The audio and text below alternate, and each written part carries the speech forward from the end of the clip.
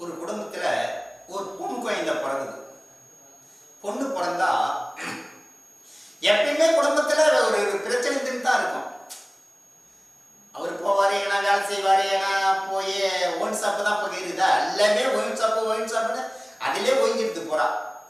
ஆம்பளை பொண்ணுக்கு அப்பப்போ பிரச்சனை சண்டை நடந்துனே இருக்கும். சண்டை நடந்துனே இருக்கும்போது கணவர் வந்து பொண்டாட்டி அடிப்பான், மனைவி அடிப்பாங்க. இவங்கிட்ட எதுக்கு நம்ம வாழணும் சொல்லிட்டு அப்படியே இவங்களுக்கு எப்பயும் பார்த்தாலும் தீர்ப்புள்ள நல்ல பேரிங்க சண்டை போடும். சண்டை வரும்போது மனைவி என்ன பண்ணுவாங்க, எது போவது அந்த குழந்தை மேலதான் போகும் கோபம். அது பாவம் அப்பா இதுமாரி படிக்கும், படிச்சுன்னு இருக்கு புள்ள. இந்த பாவையில் தான் என் உயிர் வச்சுருக்கிறேன், இல்லாட்டா என் உயிர் என்னைக்கே எடுத்துட்டு இருப்பேன். இந்த பாய் விட்ட வாயத்துக்குள்ளேயே நானு மண்ணுக்கே போடலாம், எத்தனை நாளைக்கு இந்த ஜென்மத்தை வச்சுன்னு இருக்கணும் சொல்லிட்டு இவங்க ரெண்டு பேரும் சண்டை போட்டு நம்பாரு. பெத்த தாய் என்ன பண்ணாங்க, அந்த பொண்ணை போய் 2 அடி அடிச்சிட்டாங்க.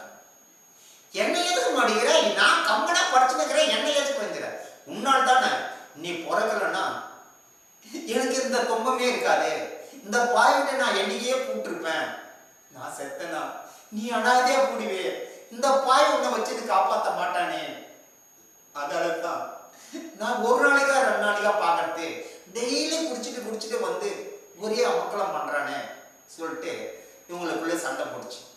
சண்டை போட்டு குழந்தை அடிச்சதும் எதுக்கு என் பிள்ளை அடிக்கிறேன்னு அந்த ஆள் வந்தார். அடிச்சது பார்த்தா நினைப்பாங்க எல்லாரும் வீட்டிலும் நடக்கும். ஒரு கோபத்துல ஒரு பிள்ளைய கை நீட்டி கூட அடிக்க மாட்டாங்க. பள்ளிக்கூடம் போகும்போது முன்ன விட்டு பின்னால பார்த்து அந்த மகிழ்ச்சி அடிப்பாங்க. இவங்க அடிச்சாங்க பாரு, அடிச்சுட்டு இந்த பாதையில என் பிள்ளைய நான் அடிச்சுட்டேன், என் பிள்ளைய ஒரு அடி கூட நான் அடிச்சு பார்க்கலையே சொல்லிட்டு கண்ணீர் வடிப்பாங்க. அப்புறம் இதுக்கு நல்ல ஒரு தீர்ப்பா கிடைக்கணும்னு சொல்லிட்டு இந்த அம்மா என்ன பண்ணாங்க, படைச்ச இறைவி கிட்ட போனாங்க. இறைவா எல்லாருக்கும் நீ தானே படிக்கிற, இந்த உலகத்துல என்னாட்ட எத்தனை கண்மணி ஒரு குழந்தை பெத்து எடுக்கிறதுக்கு எவ்வளவு கஷ்டப்படுறாங்க தெரியுமா, எங்களுக்கு மட்டும் யான் இறைவா இந்த பிரசவ வலி கொடுக்கிற, ஒரு குழந்தைய பெத்து எடுக்க எங்க உசிரே இருக்காது, எங்கதான் போகுனே தெரியாது, அந்த குழந்தை வந்து கீழே தரையில வீழ்ந்தாதான் அந்த ஆத்மா எங்களுக்கு வரும், கொஞ்சம் கொஞ்சமா உசுறு வரும். அப்படியா அந்த வழி ஒரு குழந்தை பெத்தெடுக்கிறதுக்கு எங்களுக்கு மட்டும் பிரசவ வலி கொடுக்குறியே, அவருக்கு எதுவுமே தர மாட்டேங்கிற, ஆனா 2 பேருக்கும் குழந்தை சொந்தம்னு சொல்றீங்க, இது இன்னா இறைவா நாயன்னு இந்த அம்மா போய் இறைவன்கிட்ட கேட்டாங்க. அந்த இறைவன் என்னன்றாரு, தவறுமா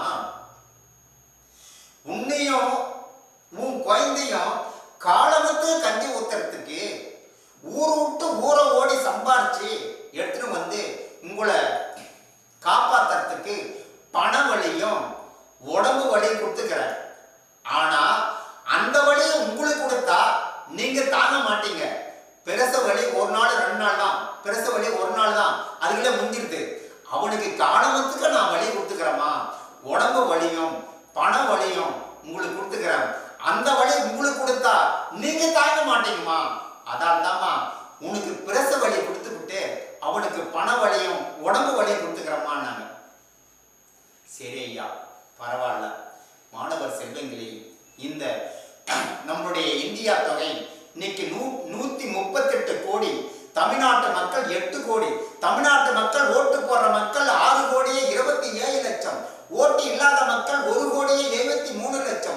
நம்மளுடைய தமிழ்நாட்டு தொகுதி 234 தொகுதியில் இருக்கக்கூடிய அத்தனை மாவட்டத்தில் இருக்கக்கூடிய நிர்வாகிகள், பெரியோர்கள், தாய்மார்கள், மகளிர்கள், இளைஞர்கள், உங்களுடைய அனைவரும் உங்களுடைய பாதத்தை தொட்டு வணங்கி பணிவோடு கேட்கிறேன், அனைவரும் ஒற்றுமையா இருங்க. இன்னும் கொஞ்ச நாள் நம்ம வாழ போறோம். ஒன்னு பேச்சு ஒன்னு கேட்டுக்கின்னு பசங்களையும் பாருங்க, மனைவியும் பாருங்க, அப்பா அம்மாவும் பாருங்க, அனைவரும் சந்தோஷமா வாழுங்க. என் பேர் சின்னசாமி. நன்றி, வணக்கம்.